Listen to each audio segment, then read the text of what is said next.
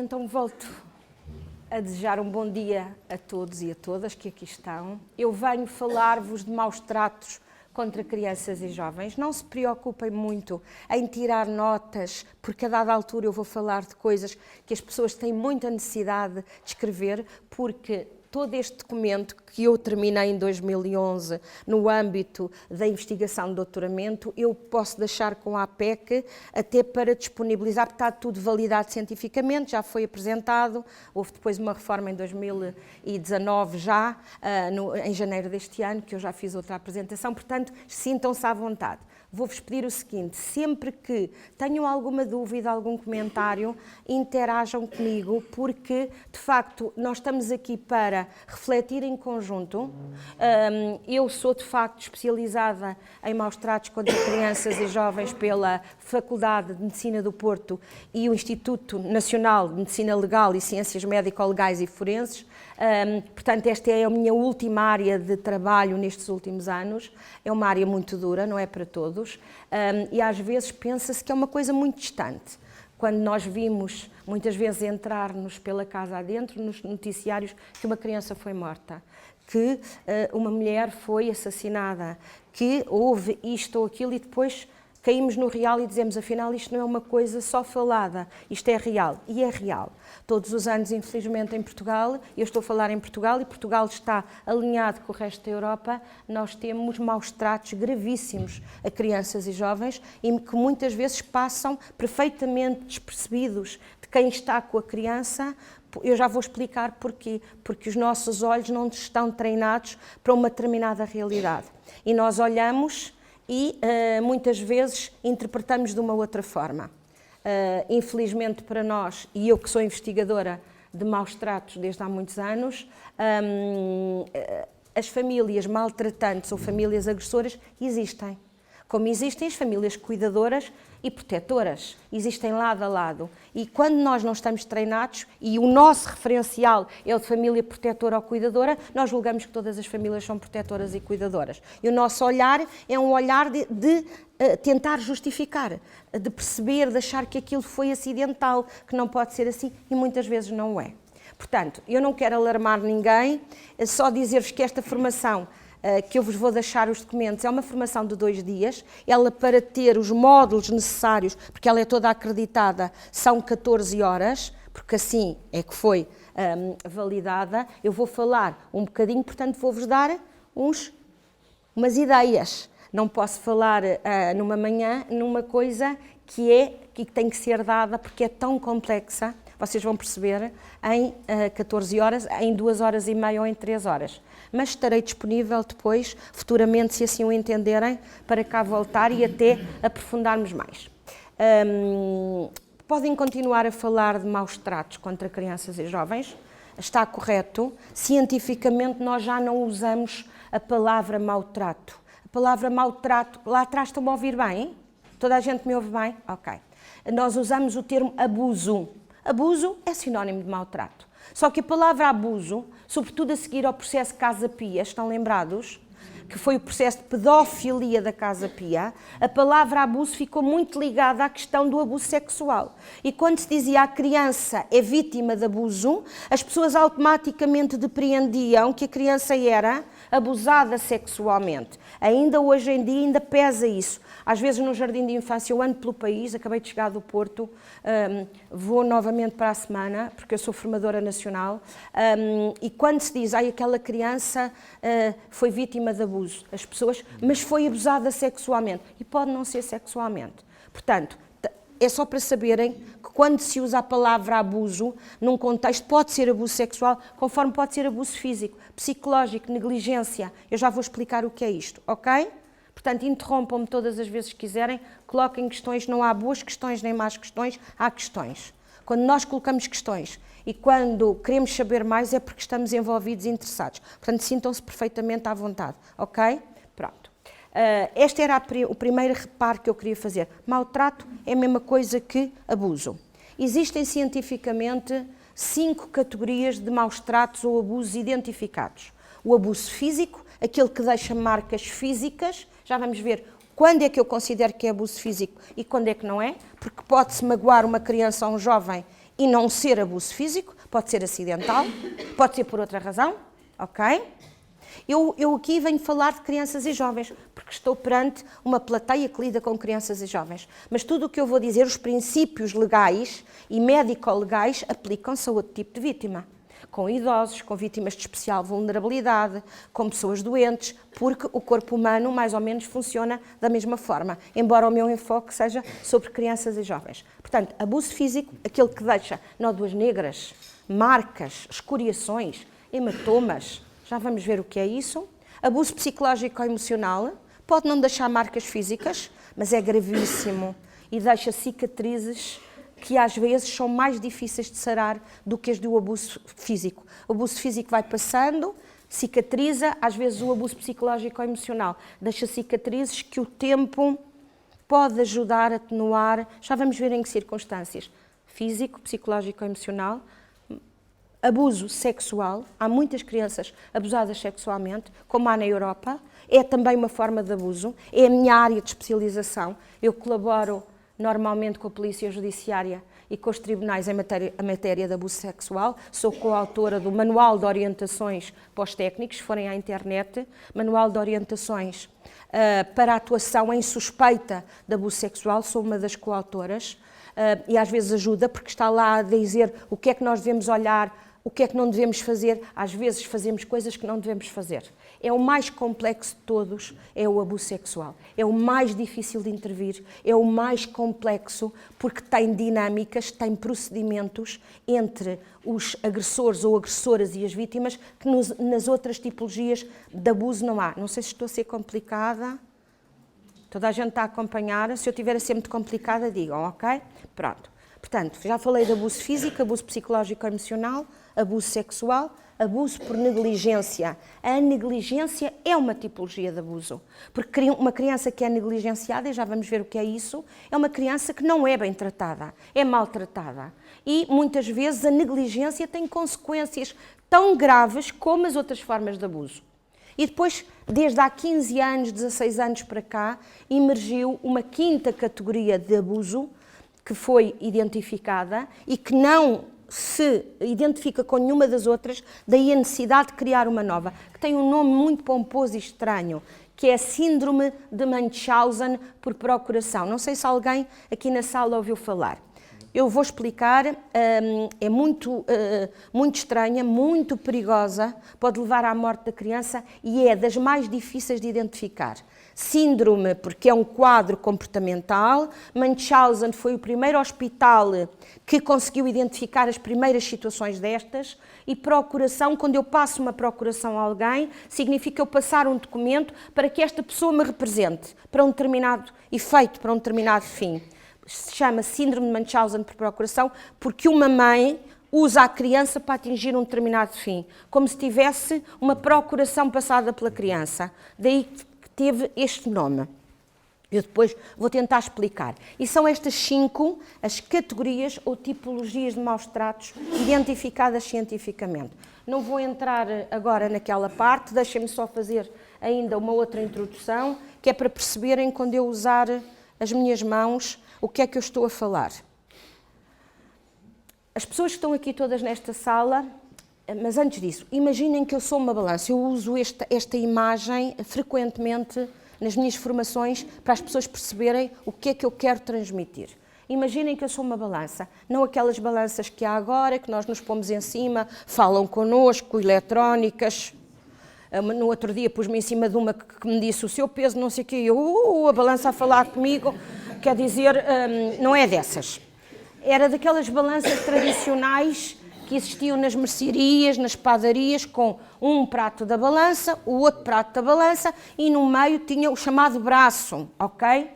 Eu neste prato da balança vou-nos colocar a todos nós que estamos aqui.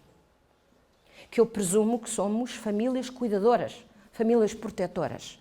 E famílias, em stricto sensus, em sentido restrito, pais, mães, tias, avós, primos, portanto, família no sentido restrito ou família institucional. E temos aqui muita família no sentido restrito e no sentido institucional. Quando uma criança está num colégio, o tempo que está no colégio, o colégio e os seus profissionais são responsáveis juridicamente por aquela criança.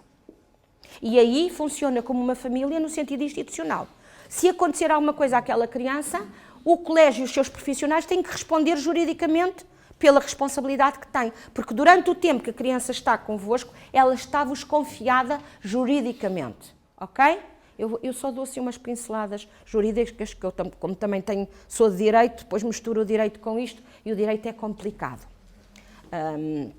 E, portanto, eu quando falo de famílias protetoras ou cuidadoras, estou a falar na família propriamente dita biológica ou a família institucional, ok? Certo? E nós, famílias cuidadoras ou protetoras, temos naturalmente um referencial psicológico, emocional, comportamental, na forma como lidamos com as crianças e jovens. Tendemos a ser muito protetores, graças a Deus. Nunca vi nenhuma criança morrer por ter muito amor, por ter excesso de amor. Já vi muitas e já assisti a muitas autópsias de crianças que morreram por falta de amor, por falta de cuidado. Portanto, ser excessivo no amor que se dá não é mal nenhum. Até é muito bom, desde que ao amor corresponda a firmeza e regras e limites. Também só dar amor, sem regras e limites, pode ter consequências muito graves. Sobretudo no crescimento da criança. É o que eu chamo a gentil firmeza ou firme afeto, que é ao afeto corresponder a firmeza, à gentileza corresponder também a firmeza, ok? Isto doseado é que consegue que o indivíduo se estruture não só internamente, porque nós somos o produto daquilo que nós nos estruturamos internamente. E, portanto, as famílias cuidadoras são famílias muito afetivas, que às vezes exageram no afeto, mas devem, ao mesmo tempo que exageram no afeto, disciplinarem, darem regras e limites. O não é das maiores expressões de amor que existe. Eu tenho um artigo científico escrito que é o não como forma de amor. Se forem à net encontram. Em que crianças pequeninas têm que aprender o não. Uma criança que em pequenina, na primeira infância, não sabe o que é o não, quando chega aos 5 anos e aos 6, é tarde demais para a gente lhe dizer não.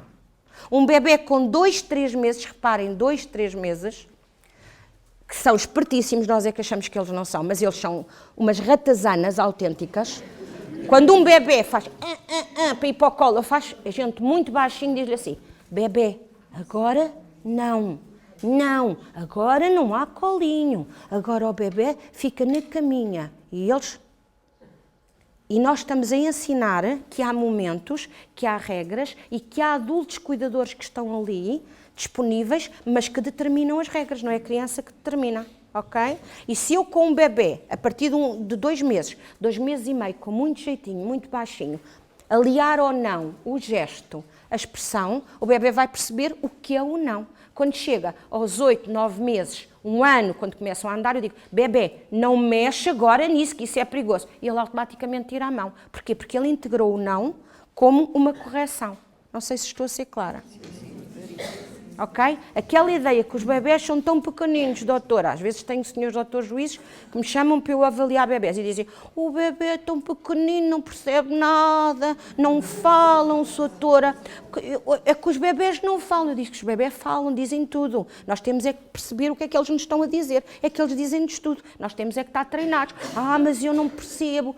Portanto, desde muito pequenino, o não. Porque senão chegam ao jardim de infância, com 4 anos e 5, e dizem, não podes fazer isso ao teu colega. E ele faz, porque ele não aceita o não.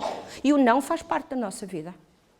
Se uma criança vai a correr para um precipício, eu tenho que lhe gritar, não, não vás, porque senão cais e morres. Se vai para atravessar uma rua, tenho que dizer, não, e tenho que o segurar. Portanto, o não é protetor. O não é muito importante, porque o não é uma forma de amarmos, de protegermos e não deixarmos que corram perigos, ok? Certo? Portanto, nós, famílias protetoras, que estamos neste prato da balança, temos um referencial psicológico, emocional, comportamental na forma como lidamos com as nossas crianças e jovens, ok? Vou esconder esta mão. Infelizmente para todos nós não queríamos que fosse assim. É muito duro. Eu depois mostro-vos os últimos números do Instituto de Medicina Legal de 31 de dezembro até 31 de dezembro de 2018, que já os tenho. em Portugal. Aqueles que foram feitas as provas, em que o Instituto de Medicina Legal provou os maus tratos para tribunal. E vocês vão ver que o que eu vos vou dizer é uma realidade.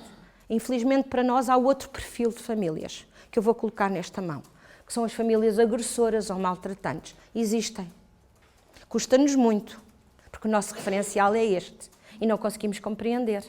Mas existem. São estas que maltratam, são estas que matam, são estas que abusam. Mas são famílias que têm um determinado perfil também como nós. Psicológico, emocional, comportamental. E este perfil não é este. Permitam-me que chame a todos colegas. As irmãs não vão levar a mal, pois não? Eu vou chamar colegas a todos. É como quando eu estou com as polícias, é tudo meus colegas. Colegas na missão. Somos colegas na missão de proteção. Está bem? Dá mais jeito. É tudo colegas. Somos todos colegas, certo? Ok. Portanto, este perfil de famílias não tem nada a ver com este perfil de famílias. É absolutamente distinto. Eu ando a dizer isto há muitos anos em Portugal, a ver se conseguem perceber qual é o meu sentido. Quando nós temos que fazer uma avaliação e diagnóstico, que é disto que se trata, porque educar existe a todo momento nós estamos a fazer avaliações e diagnóstico, que é para eu compreender, para melhor agir, certo? O menino anda triste, anda choroso, quando alguém lhe quer pôr a mão, ele retrai-se, anda diferente, anda com o que nós chamamos uma fácias. Fácias é a parte fisionómica grosseira, ou seja, fechada sobre si própria.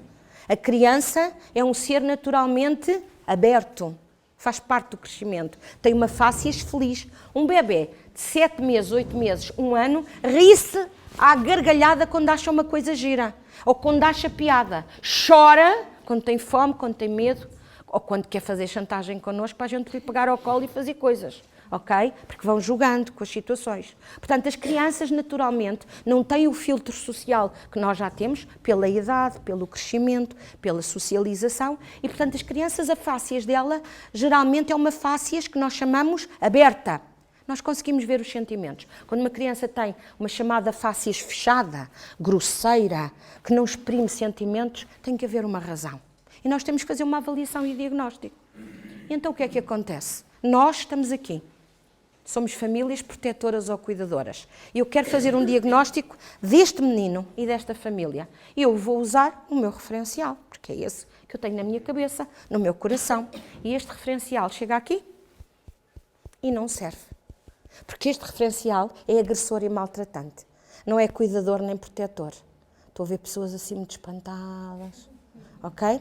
E sabem o que é que acontece? Nós cometemos, com a melhor da boa vontade, com a melhor da intenção, erros de avaliação e diagnóstico. Avaliamos mal. E como avaliamos mal, vamos intervir mal. E sabem qual é o mais grave disso? É que intervimos sempre a favor da família e não a favor da criança. Porque damos o benefício da dúvida. Aquilo não pode ter sido intencional. Ninguém fazia isso a uma criança. E aquilo aconteceu, mas agora vai passar. Porque é o nosso referencial cuidador a dizer-nos na nossa cabeça o que é. Mais, vocês vão ver, mais ao fim da manhã, estas famílias agressoras ou maltratantes estão muito estudadas em Portugal. Nós temos muitos estudos feitos e na Europa. E uma das primeiras características conhecidas desta família é o meu colega, é o Sr. Pedro, que me trouxe. Sabem qual é? Têm assim uma ideia? De uma das principais características que é identificada numa família maltratante ou agressora? A manipulação. Está identificada cientificamente. São famílias altamente manipuladoras. Dizem o que deve ser dito e fazem o que deve ser feito naquele preciso momento em que estão a ser avaliadas para produzirem um determinado efeito. Assim que viram costas, dizem: não, eu vou fazer o que eu quero, então, mas agora é a professora, ou é a irmã, ou é a CPCJ, que me vai dizer, eu é que sou mãe, eu faço o que eu quero, mas à frente dizem que sim, senhor, que é assim, esteja descansado, não foi nada assim, etc. Vou-vos dar um exemplo que tenho dado sempre nas formações que dou. Ano de 2014, vai fazer 5 anos este ano. Novembro de 2014, em Lisboa. A freguesia de Marvila, uma bebé de 4 meses de idade, foi queimada numa banheira por água a ferver pelo pai. Recordam-se? Sim. Agora posso falar abertamente nisto. Nesse mesmo dia, todas as televisões Muitas vezes, durante o ano, esquecem-se do que é a proteção das crianças. Quando alguma morre, todas as televisões vêm ao de cima, permitam-me, e a falarem o que lhes apetece falar. E muitas vezes não são verdades o que é dito. Não é verdade. E a primeira coisa foi, bebê de 4 meses morta numa banheira de água a ferver pelo pai, estava a ser seguida na CPCJ, numa CPCJ que não fez nada para a proteger. Eu estou na comissão, como a doutora Rosário diz, desde há muito tempo, já na direção anterior com o juiz conselheiro Armando Leandro, com quem trabalho há muitos anos, e sou a especialista dos maus tratos na comissão. E nessa altura era eu que falava para a comunicação social, eu era a porta-voz. Até porque falar destas matérias tem que se ter muito jeitinho, porque se uma pessoa não domina, e quando vai a um direto, é uma carga de trabalhos. E, portanto, eu tinha que ir às televisões, e há uma às 8, uma às 9 e uma às 10, no dia que a miúda, que a criancinha, a bebé, foi assassinada. E, em direto, não sei se alguém viu, que está aqui nesta sala, se não podem ir à internet recuperar isso, o jornalista pergunta-me assim, doutora, esta bebé que morreu acidentalmente na banheira estava a ser seguida por uma CPCJ. E eu que fiz o trabalhinho todo de casa, disse assim, não, esta bebé não estava a ser seguida em nenhuma CPCJ, porque nunca houve nenhuma sinalização para nenhuma CPCJ, mas esta criança nem sequer era do conhecimento do centro de saúde, porque nem vacinas tinha, nem estava inscrita no centro de saúde. Portanto, ninguém tem uma bola de cristal para poder adivinhar que isto ia acontecer. E ele diz-me assim, fica desarmado, porque não esperava esta resposta minha, e diz, mas este acidente, eu disse, desculpe, mas porquê é que é um acidente? A doutora não está a dizer que este pai assassinou a menina. Eu disse, eu não estou a dizer que o pai assassinou, mas a justiça irá averiguar, irá investigar, mas pelos contornos há uma elevadíssima probabilidade desta criança ter sido assassinada. O que é que eu fui dizer? Em direto. E o jornalista diz-me, isso é gravíssimo o que a doutora está a dizer, porque estava-se a decidir se o pai ficava em prisão preventiva ou não. Ele pergunta-me, e o pai deve ficar? Eu disse, o pai devia ficar em prisão preventiva, e a mãe também. A mãe nem sequer lá estava, coitadinha, a mãe nem tinha culpa nenhuma disto. Eu disse, não, a mãe era a mãe da bebé, e a mãe deixou a criança entregue ao pai. Deixem-me-vos dizer, eu sabia, porque as polícias tinham falado comigo, eu sou investigadora e estou ligada à medicina legal, aquela bebé com 4 meses tinha mãos queimadas, pés queimados, o corpo todo marcado. Portanto, a mãe sabia perfeitamente o que se passava, ok? E, portanto, eu disse isto, foi uma carga de trabalhos, agora já vos posso dizer, o pai está condenado a 25 anos, se seguiram o caso, e a mãe a 19 anos e meio, porque se provou, de facto, o homicídio. O que é que estes jornalistas todos, isto seguiu-se até às 10 e tal da noite na TVI 24, estavam a usar um modelo de família protetora ou família cuidadora. E, portanto, não interessava a bebé ter sido morta. O que eu tinha que fazer era proteger esta família como se a família fosse uma família cuidadora ou protetora. Isto é um erro. Isto é um erro. Porque se nós continuamos com este modelo, nós estamos a proteger e a perpetuar os maus tratos. E depois há um perigo gravíssimo, é que quanto mais tempo a criança tiver a ser vítima de maus tratos, maior é a probabilidade de vir a reproduzir ela própria os maus tratos, ou seja, de se tornar maltratante. Quanto mais tempo estiver. Isto não significa que quem foi maltratado a este nível se vá tornar automaticamente um maltratante. Não.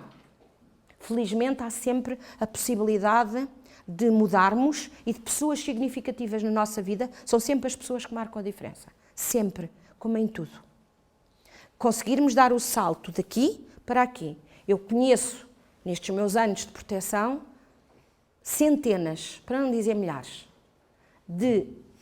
agora já são pais e mães, de pessoas que foram horrivelmente maltratados e conseguiram fazer o seu percurso na vida, conseguiram evoluir, uns agarraram-se ao trabalho, outros à religião, a pessoas que foram amigas deles, que foram significativas e tornaram-se pais e mães extremamente cuidadores. Portanto, isto não é um pré-determinismo. O meu passado não tem que determinar o meu futuro. Portanto, há sempre uma luz de esperança. Agora, eu tenho que ter a consciência que quanto mais tempo eu deixar as crianças neste modelo, maior é a probabilidade de ficarem com marcas gravíssimas e de se tornarem eles próprios, mais tarde, maltratantes reproduzindo o comportamento agressor. Estou a ser clara, colegas? Portanto, esta era a primeira ideia que eu vos queria passar quando eu fizer assim. Estamos a falar ao nível da proteção e do cuidado, quando eu fizer assim com a mão. Eu estou-me a referir a famílias maltratantes ou famílias agressoras, ok? E peço-vos, eu sei que é difícil, mas que façam este exercício. Quando há a necessidade de fazer uma avaliação e diagnóstico, não pensem num modelo cuidador ou protetor sob pena de estarem a avaliar mal o que estão a fazer. Eu às vezes tenho educadoras de infância, tenho estado a dar imensa formação. Médicos, tenho ido a muitos hospitais que me dizem: "Oh, doutora, mas como? Como é que é possível esta família fazer isto? Ai, que horror!" E eu fico muito contente porque esta atitude mostra-me claramente que o modelo é um modelo cuidador ou protetor. Deixem-me-vos dizer uma coisa. Nós, famílias cuidadoras ou protetoras, somos incapazes de fazer alguma coisa deste modelo agressor ou protetor. Porquê? Porque a nossa formação cuidadora e protetora não nos permite fazer estas coisas. Estou a ser clara? Estas famílias conseguem imitar famílias protetoras ou cuidadoras em determinados momentos. Nós não somos. Ok? Estão a ver? Pronto. Feitas esta primeira introdução, já sabemos que não há qualidade humana, nenhum de nós aqui. A nossa primeira infância, a nossa juventude condicionou a todos nós que aqui estamos. O ser humano é como um edifício que se vai construindo ao longo dos anos, com boas experiências, com más experiências. E, portanto, todos nós que aqui estamos somos um produto também da nossa infância. E não há qualidade humana sem qualidade da infância. A infância, quando é extremamente marcada, pode condicionar a qualidade humana. E sem qualidade humana não há qualidade de desenvolvimento, seja ele humano, social ou económico. Portanto, nós, quanto mais tempo, e eu acho que há muita gente que ainda não percebeu isto, deixarmos crianças a serem maltratadas, mais estamos a hipotecar o desenvolvimento humano e as gerações futuras. Porque podemos ter depois mais gente a maltratar, mais gente a não conseguir integrar-se socialmente, mais gente violenta, porque é o modelo que estão a ter. Ok? Colegas? Certo? Vou-vos só citar um autor que eu gosto muito, que leio muito. O Nelson Mandela. Tenho lido imenso Nelson Mandela. Está na minha mesinha de cabeceira. E o Nelson Mandela, o Madiba, 2 semanas antes de morrer, deixou memórias escritas, os seus textos de memória. São lindíssimos. Ele já não conseguia escrever, estava muito debilitado fisicamente e tinha uma jovem da universidade que lhe escrevia os textos, porque ele não conseguia escrever. E ele diz a dada altura, 2 semanas antes de morrer: "Sei que estou no final do meu trajeto, que vou partir brevemente, mas quero deixar algumas ideias. Eu neste mundo não tenho medo de muita coisa. Fui preso 27 anos por lutar contra o apartheid, fui torturado e aguentei. Nesta vida não tenho medo de muita coisa e não tenho medo dos homens maus, homens no sentido de humanidade, homens e mulheres. Não tenho medo dos homens maus, tenho sobretudo medo daqueles que, sabendo que os outros fazem o mal, nada fazem para o evitar." Portanto, nós podemos fazer muita coisa para evitar. E depois diz mais: "Eu odeio as vítimas", diz o Nelson Mandela, isto é poderosíssimo, "quando elas desculpam os seus carrascos, os encobrem para que eles continuem a ser carrascos com elas, mas com outras vítimas também." Eu sei que isto é muito poderoso, não fui eu que eu disse, foi o Nelson Mandela, mas acho que é isto, eu gosto muito de dizer isto, que é para nos abanar. Outro autor que eu gosto muito, o Jean-Paul Sartre, diz o seguinte: a família é como a varíola. Apanha-se em criança e deixa marcas para toda a vida. E essas marcas podem ser marcas muito más, de abuso, ou podem ser marcas fabulosas de amor e de luzes. As marcas más deixam-nos traumas, deixam-nos problemas que podem ter consequências muito graves. As marcas boas dão-nos força, dão-nos estrutura, deixam-nos construir outra personalidade, ok? Então, feita esta breve introdução, breve que não foi tão breve assim, que eu ponho-me a falar e depois...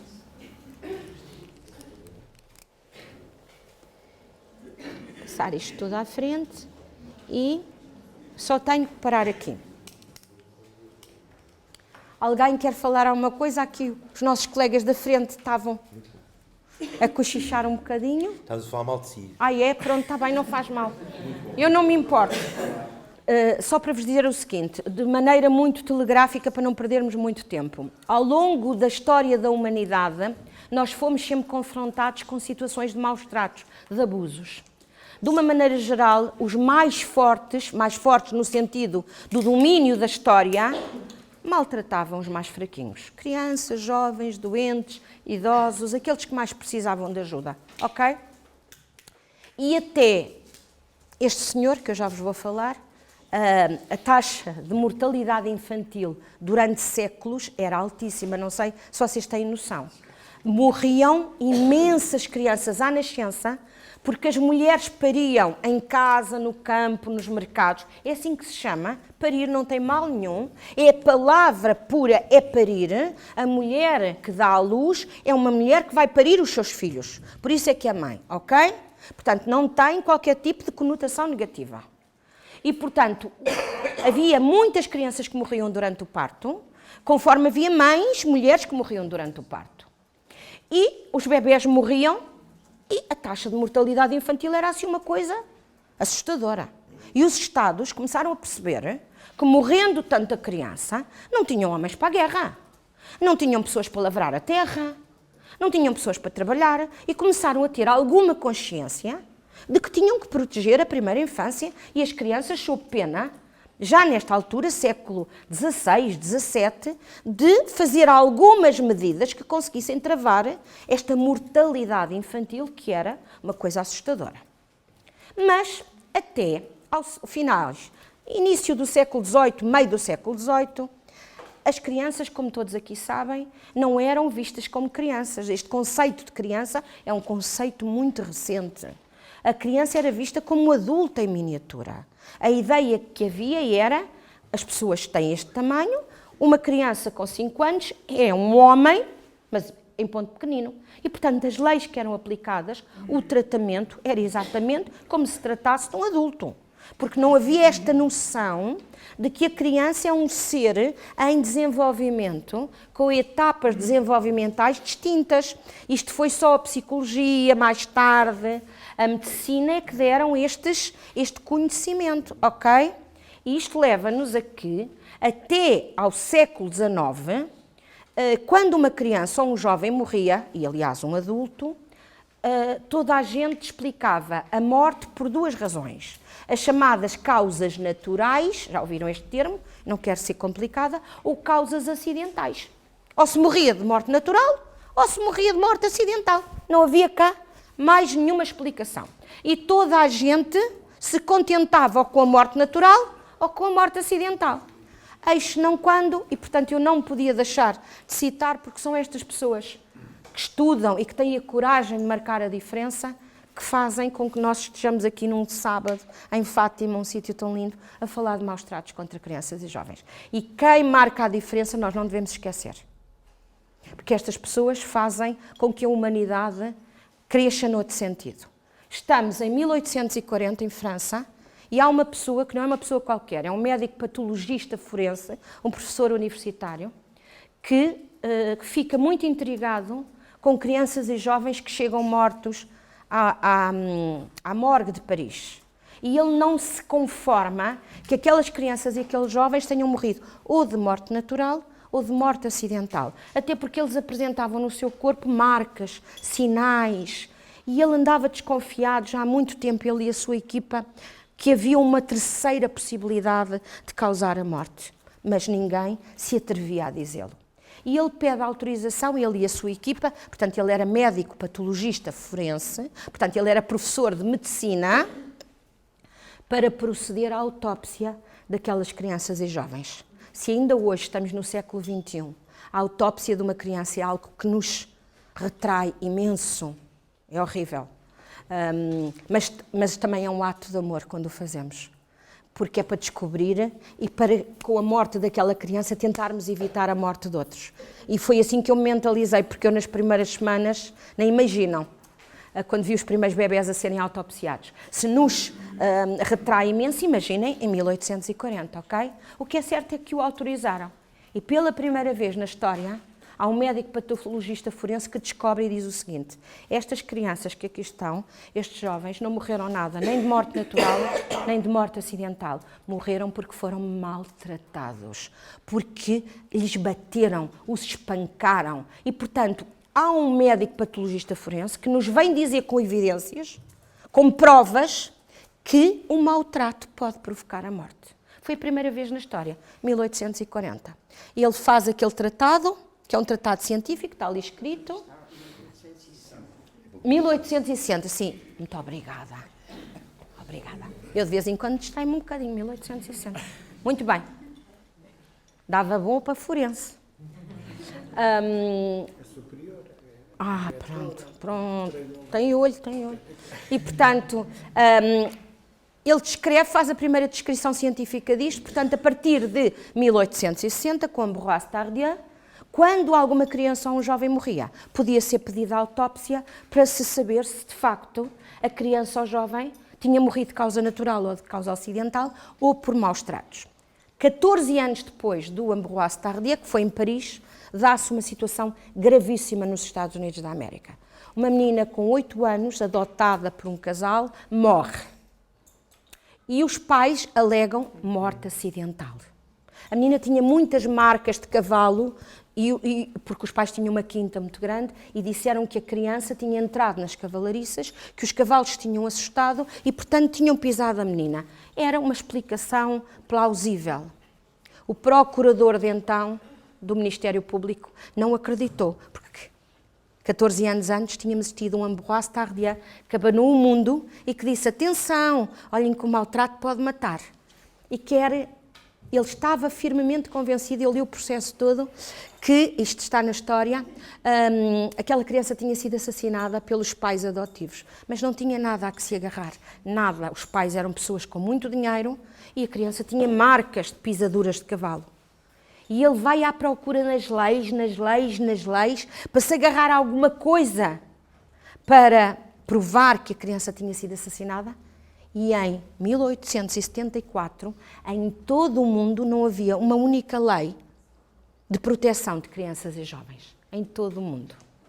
E então este procurador não desiste e havia uma lei, muito pequenina ainda, de proteção dos animais de companhia nos Estados Unidos, que dizia que não se podiam matar ou maltratar.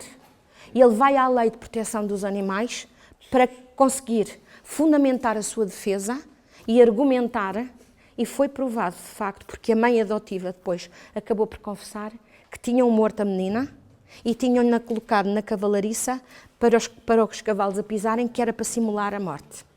E o mundo teve vergonha. Porque uma menina de 8 anos foi morta, foi assassinada, e não havia em todo o mundo uma lei de proteção de crianças e jovens. Reparem. Isto para vos dizer a evolução histórica. Nós estamos hoje aqui a falar livremente de maus tratos. Nem sempre foi assim. Havia o infanticídio, as crianças eram mortas. Era um crime? Não, era um direito da família. Porque a criança não tinha o estatuto de pessoa, tinha o estatuto de coisa, de propriedade da família. Em Roma, na Grécia, na Mesopotâmia, no Egito. E, portanto, nós já fizemos um avanço civilizacional. Hoje em dia, uma criança que acaba de nascer com um segundo de vida, já adquire a sua chamada personalidade jurídica, já é pessoa. E já tem uma magistratura, que é o Ministério Público, para a defender dos seus direitos. Quem ousar fazer mal a um bebê com segundos de vida tem um processo de crime em cima, porque é um crime público. Porque hoje a criança é um sujeito autónomo de direitos, ok? Não estou a ser muito complicada? Agora misturei um bocadinho de direito, que é para a gente também ter assim, só um cheirinho. E, portanto, a seguir a 1874, em Portugal dá-se o seguinte: isto é bom que a gente também fale do nosso país, porque nós fazemos coisas muito boas que às vezes esquecemos, no meio deste bulício e desta pressa. Nós tivemos o regicídio, como sabem, em que cai a monarquia e é implantada a República, naturalmente um regime político diferente, e a primeira República em Portugal foi muito rica em leis, em documentos jurídicos novos, porque era um novo regime político. E pela primeira vez em Portugal, em 1900, 1911 nós temos a Lei da Infância e Juventude. Ou seja, Portugal foi o primeiro país no mundo que teve uma lei de infância e juventude. No mundo inteiro. Isto tem que ser dito. Aliás, nós somos muito bons em leis, Portugal. E eu agora respiro fundo um bocadinho, porque depois a pôr as leis em prática, já não somos tão bons, mas a fazer leis somos uma pintarola. E, portanto, em 1911 sai a primeira lei da infância e juventude. Ou seja, uma lei específica sobre crianças e jovens, e sobre a proteção, e sobre os maus tratos contra as crianças, que não deviam ser feitos, onde havia já regras, já havia uma lei a dizer isto é crime, isto não pode ser, as crianças são assim, as crianças estão em desenvolvimento, ok? Há mais de 100 anos. Esta lei da infância e juventude portuguesa foi usada depois como inspiração para as leis que foram nascendo na Europa, nos Estados Unidos. Portanto, a nossa lei foi a luzinha, a primeira luz de inspiração. E, portanto, eu queria vos dizer isto. Sabiam? Não? Pronto. E então, eu disse-vos que havia quantas tipologias de abuso? Sim. Excelente. Vamos começar por uma, aleatoriamente. Abuso físico ou maltrato físico. Parece muito evidente. Porque eu digo é físico, se é físico é observável. São marcas físicas. Eu olho e percebo que houve abuso físico. Vamos ver então o que é que temos que dizer do abuso físico. Primeira observação é: o abuso físico pode ser um ato único ou um ato continuado. A investigação diz-nos que todo o tipo de violência tem uma primeira vez. E a tendência é que nunca fique por uma primeira vez. É que a violência se repita, e se repita com episódios cada vez mais severos e com períodos de tempo entre os episódios de violência cada vez mais curtos. Eu sou formadora de violência doméstica com as polícias, porque eu treino polícias, eu tenho esta asinha assim, mas eu treino polícias, a PSP, a GNR, isso tudo, e a ver se os ponho ali nos eixos. E, portanto, como nós costumamos dizer, porque eles às vezes estão muito distantes destes assuntos. Às vezes estão um bocadinho distantes destes assuntos, porque é as questões da segurança, da ordem pública, e a gente também tem que os puxar para isto porque faz parte, e porque há programas especiais. E, portanto, como nós costumamos dizer, o primeiro episódio de violência deve ser logo balizado. Colegas, não balizar o primeiro ato, a tendência é que o autor ou a autora do ato de violência considere que pode ficar impune e muito rapidamente passar para o segundo, terceiro, quarto, etc. Muitas vezes, quando nós temos conhecimento de um primeiro ato de violência, chegou-nos esse primeiro ato de violência a nós, mas nós não sabemos quantos aconteceram primeiro. Nós achamos que é o primeiro, mas não temos noção se aquilo já é a sequência de outros atos de violência. Estou a ser clara, colegas? Então, mas para eu falar de abuso físico, eu estou a falar de quê? Quando é que eu posso dizer esta criança, este jovem, é vítima de abuso físico? Estamos a falar de crimes públicos, toda e qualquer forma de abuso, maltrato contra crianças é um crime público, sabiam isso? Portanto, não carece de queixa formal, mas todos nós que aqui estamos somos obrigados ao chamado dever de denúncia ou de sinalização. É a natureza pública do crime. O facto de não sinalizarmos para uma CPCJ, ou para o Ministério Público, ou para a Polícia, pode ser considerado um crime de denegação de justiça, ou seja, nós não estamos a colaborar com a justiça, ok? Eu quero chamar muita atenção para isso. Em 2018 mudou a legislação sobre o conceito de funcionário. E há muitas instituições que não sabem isso. Mudou em 2018. Já não se fala em funcionário público. Funcionário público é para outros termos. Agora fala-se em funcionário só. Eu depois, no final, se quiserem, também vos posso deixar a legislação, que eu tenho ali na pena. Por exemplo, todas as pessoas das IPSS que recebem dinheiro do Estado porque têm contratos para determinadas valências, nesta nova letra da lei, são equiparados a funcionários. Um estagiário atenção a isto, profissional ou um estagiário curricular que esteja a terminar o seu curso, que vai fazer um estágio, por exemplo, num lar de crianças e jovens, numa escola, é equiparado ao estatuto de funcionário em termos da lei. Uma empresa de limpeza que é contratada por um hospital ou por um lar da terceira idade para ir fazer a manutenção, como aquele lar tem um contrato com a Segurança Social, no exercício das suas funções, é equiparado ao estatuto de funcionário. E, portanto, tem o dever de denúncia. Eu chamo-vos a atenção para isto. E esta denúncia não é opcional, é obrigatória, é um dever jurídico. Ela saiu da parte ética e passou à esfera jurídica. O que é que eu quero dizer com isto? Eu vejo uma criança toda marcada e digo, e às vezes erradamente, eu não tenho provas que isto foi maltrato, portanto não vou sinalizar. Ninguém daqui desta sala tem que ter provas. A única pessoa aqui nesta sala que faz provas sou eu. Estão a ver, hein? Quando sou chamada para ver e para fazer um diagnóstico. São as polícias e a medicina legal é que faz a chamada prova. Perícias médico-legais do abuso, já ouviram falar? Vocês têm os sinais e face aos sinais sinalizam, ok? E é sempre preferível sinalizar por excesso do que não sinalizar. Porque se não houver nada, a CPCJ pura e simplesmente arquiva o processo e não há processo. Mas pelo menos vai olhar e vai avaliar. Até agora eu estou um bocadinho preocupada, ninguém disse nada, nem ninguém... um dedo no ar. Até que... Diga, mas alto para toda a gente ouvir. Um exemplo, eu moro num edifício e ouço uma criança todas as noites a chorar com um choro aflitivo. Nem é preciso todas as noites, não vais esperar que seja todas as noites. Com um choro aflitivo, que eu não sei se não querem ir para a cama, isso é birra, mas eu desconfio, sim, que pode ser... Porque isso é um indício, O choro de uma criança é um indício, porque estamos a ouvir e porque não é uma coisa normal. E há choros que é assim mais de birra e outros choros que é mais de aflição. Pronto, ouço uma criança Pronto, chorar com ok. frequência à noite. Eu posso chamar a polícia? Tem, não é posso. E a polícia chega lá e diz, olha, o meu vizinho ouviu chorar e a gente vem cá ver. Não, ao telefonar, esta questão é muito importante, obrigada. Isto que esta colega colocou é extremamente importante, por isso é que eu digo que a interação, façam perguntas para eu responder, aproveitem eu cá estar. Ao ligar para a polícia diz, eu sou uma vizinha, mas não quero que digam que foi uma vizinha que telefonou. Porque a denúncia ou a sinalização pode ser perfeitamente anónima ou sob anonimato. Sob o ponto de vista da intervenção, dá a mesma coisa. Eu não me interessa de quem é que está a sinalizar. Eu quero é que sinalizem para eu poder ir intervir ou saber o que é que se passa. Muitas vezes, às comissões vão tias, vão avós, vão catequistas.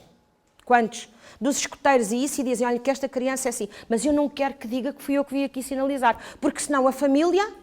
Eu depois tenho as represálias da família, a família vai ser agressiva comigo, vai desconfiar, este elo de confiança vai ser quebrado, mas eu não posso deixar de proteger esta criança e este jovem. E a CPCJ, por isso é que existe uma Comissão Nacional, que é para nós darmos orientações às comissões, dizermos como é que elas devem agir, e há 309 comissões no país. E só há uma Comissão Nacional, que somos nós, que não é só com as comissões que nós trabalhamos com os tribunais, com as polícias, ok? Cada um de nós, há lá núcleos na comissão. Por exemplo, o meu núcleo é o núcleo de formação das polícias e dos crimes. Porque sou perita nesta área, ok? Tenho uma especialização neste âmbito. Há outros colegas que são noutra área. E, portanto, as CPCJs sabem e têm orientações da Comissão Nacional relativamente à forma como devem proceder. Se a vizinha, se a catequista, diz eu não quero que o meu nome seja indicado, está a fazer uma denúncia sob anonimato e, portanto, nunca aparece em lado nenhum a dizer quem é que sinalizou ou que disse. Estou a ser clara? E a própria pode lá ir, por exemplo, neste caso da vizinha, pode lá ir e dizer, olha, o que é que se passa? Não deve fazer isso. Isso é um procedimento errado. Altamente errado. E vocês vão perceber, tenho pena, são poucas horas, mas depois podemos pensar noutra altura. Estas famílias, por isso é que eu usei a balança, estas famílias têm características próprias. E são famílias que se isolam dos outros e da vizinhança é a primeira, a vizinhança porque é a esfera mais próxima da família. E, portanto, há um sentimento de hostilidade para com a vizinhança e de isolamento porque os vizinhos ouvem, os vizinhos podem telefonar para a GNR ou para a PSP e, portanto, a primeira coisa é afastar a vizinhança. e não tem legitimidade, nem deve, porque nada lhe garante que abrissem a porta e não levasse assim com uma coisa em cima. Pode acontecer.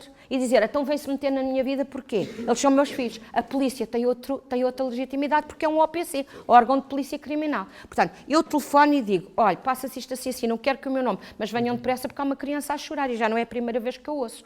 E a polícia sim, porque é uma polícia, chega lá, tem legitimidade para abrir a porta, pedir para entrar, etc. Se não lhe abrirem a porta, das duas uma, eu agora não estou a dar formação à polícia, mas pronto, aos meus polícias, inclusivamente podem arrombar a porta sem mandado. É o chamado princípio de estado de necessidade. Imaginem que houve gritos lá dentro, de um momento para o outro toda a gente se cala. Ou houve um tiro, ou houve um estrondo muito grande e ninguém abre a porta. A polícia tem legitimidade para pôr a porta dentro e ver porque o Estado dá auxílio e necessidade a presumíveis vítimas, aí o obrigam. Não havendo isso, pede licença para abrirem a porta ou não. Se ninguém abre a porta sabendo que há lá crianças, podem contactar com o Ministério Público para obter um mandado rápido que lhes seja entregue. Estou a ser clara? Mas nunca vocês, está bem? Não façam isso. Porque vocês não têm preparação para esse tipo de intervenção, nem devem. Ok? Certo? Quando uma CPCJ tem que retirar crianças, e é um mínimo, não é nada verdade como os órgãos de comunicação social dizem, as crianças só são retiradas em último dos últimos casos, quando de facto não podem ficar na família, ou então quando há um chamado procedimento de urgência, não sei se já ouviram, que é a aplicação do artigo 91, há perigo atual e iminente para a vida e integridade física. Há aqui alguém de alguma CPCJ? Não. Não, ok. Ou que tivesse já tido contacto, podia haver aqui alguém. Há um artigo na lei, que é o artigo 91, que se chama procedimento de urgência. Tal como o nome indica, é porque há uma urgência devido à morte. Eu muitas vezes mando as polícias retirarem, digo, aplico o 91, não há cá mais nem ai nem ui. Essa criança não pode ficar. Uma criança que lhe queimam as mãos, que entra numa Dona Estefânia de mãos queimadas, que é o chamado padrão luva, pegam nas mãos da criança e mergulham em água a ferver, eu não posso deixar esta criança voltar para casa. Ou pegam nos pés e põem os pés em água a ferver. Padrão meia. Chama-se padrão luva, que fica como se tivesse umas luvas, estão a ver? Padrão meia parece que tem umas meias. Já agora aquela bebé de 4 meses em Marvila tinha isto tudo. E vejam o que é que aconteceu a seguir. Esta criança está num perigo atual e iminente. Eu digo, esta criança não volta para casa. Ninguém manda esta criança para casa. Portanto, aplica o 91, vamos à família alargada ver pessoas protetoras na família. É o que a lei manda. Quem é que é a família alargada? Avós, maternos e paternos, tios ou tias, maternos e paternos, porque a lei nos diz isso. Já que os pais não podem, vamos ver pessoas da família que as crianças gostem e que possam proteger as crianças. Por isso é que eu lhe disse assim que era bom. Eu depois percebo o resto, mas é muito bom. E se as crianças dizem, eu gosto daquela tia, queria ficar com aquela tia, quer dizer que se sente bem e que acha que aquela tia ou aquele tio é cuidador. Ou irmãos mais velhos, que também pudessem ser. Às vezes os familiares não podem ficar por variedíssimas circunstâncias. Tenho que dizer à CPCJ, eu neste momento não posso. Ou então eu para ficar com a criança, que ajudas é que eu posso ter? Eu não me importo ficar, mas que ajudas é que eu posso ter? É mais uma criança ou duas que ficam na minha casa. Portanto, esse procedimento é um procedimento normal. Contactaram na comitia porque as crianças não podiam ficar na família e foi avaliada como uma figura protetora com quem as crianças podiam ficar. As crianças falaram no meu nome e eles automaticamente... E muito bem. E quando falam do seu nome, estão a dizer assim, olha, eu já que não posso ficar com a mãe ou com o pai ou com a mãe, eu gostava de ficar com a tia tal e tal. Mas eu por acaso... Estão a perceber, colegas? A lei também disse que não queria que falassem no meu nome. Não disse às crianças. Quando vieram os psicólogos falar comigo, eu disse, não quero que falem no meu nome. Eu digo aquilo que sei. Mas isso é outra coisa. Exatamente, no entanto, eles nunca falaram no meu nome. Os próprios crianças é que falaram. O que é muito bom. É sinal que gostam muito de si e queriam ficar consigo. Agora, podia era não ter condições para ficar com elas, mas é o procedimento normal. Eu não vou mandar crianças para uma instituição, e há instituições ótimas, que são fantásticas, mas há instituições que funcionam mal, como em tudo na vida. E eu, antes de mandar uma criança para uma instituição, vou tentar encontrar na família alternativas que sejam protetoras e cuidadoras. E depois de não encontrar alguém na família que possa ficar com as crianças, antes de ir para a instituição eu ainda tenho uma outra possibilidade, que é uma medida de confiança à pessoa idónea. O que é uma pessoa idónea? É alguém que não tem um laço de parentesco com a criança, não é tio, não é avô, não é primo, não é da família, mas a criança gosta e tem ali uma vinculação já estabelecida. E quem é que, muitas vezes em Lisboa, eu falo de Lisboa que são as maiores do país, as 4 de Lisboa é uma carga de trabalhos. Aquilo é o faroeste autêntico, como se costuma dizer. E agora, colegas, permitam-me esta expressão, eu estou a falar isto no melhor sentido do termo. Desde meninos que chegam do Bangladesh, temos 76 nacionalidades lá e as 4 comissões a terem que aplicar a lei, porque nós não fazemos distinção entre as crianças. A Lei de Proteção de Crianças e Jovens em Perigo diz no seu artigo 1, aplica-se a toda e qualquer criança que se encontra em perigo em território nacional. Eu não me interessa se é um chinês, se é um menino que chega da Síria, se ele está em perigo. A minha lei defende os direitos da criança, eu tenho que a proteger enquanto ela está no meu país, certo? Isto levanta-nos 1001 questões. E muitas vezes essas crianças não têm uma tia, uma avó, porque vieram de outros países, não têm ninguém que fique. E, às vezes, têm uma relação, que já conseguiram estabelecer algumas, com um professor, por exemplo, com uma catequista. Quantas? Eu digo, vão avaliar e deixem. Se a senhora catequista quiser ficar, muito bem, vamos apoiá-la. Naquele tempo até arranjarmos uma outra solução. Com professoras, etc. Mas avaliando a pessoa devidamente.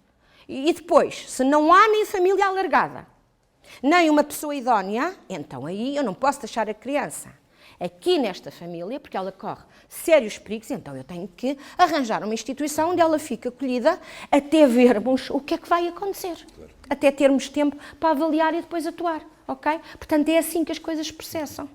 Portanto, veja isso com muitos bons olhos. De amor e de carinho.